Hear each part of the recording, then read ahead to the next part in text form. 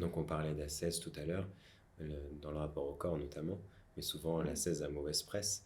Mais voilà, est-ce que l'ascèse, ça signifie simplement se priver de plaisir qui serait néfaste pour Non, diverses alors raisons? l'ascèse, dans le sens dans lequel je l'entends et au sens antique du terme, donc ça vient du terme grec askésis, qui veut dire entraînement, exercice.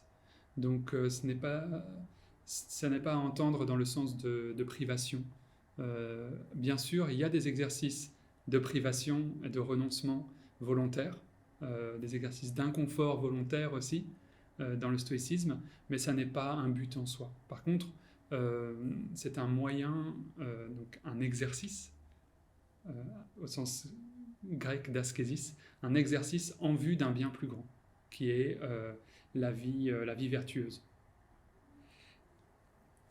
En tout cas, vivre en stoïcien va impliquer un changement de mode de vie radical, une conversion au sens philosophique du terme, le terme grec là employé étant métanoïa. La métanoïa, c'est la conversion comme changement radical, comme remise en cause de son mode de vie.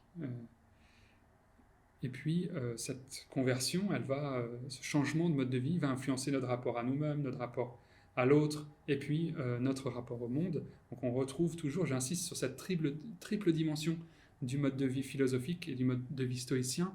C'est le rapport à soi, le souci de soi, qui est premier, on va dire, mais auquel on ne doit pas s'arrêter.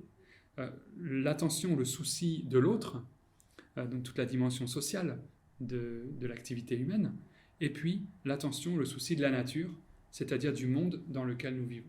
Puis ça me paraît être essentiel dans la réflexion qu'on peut avoir sur un stoïcisme vert, pour reprendre le titre de l'entretien.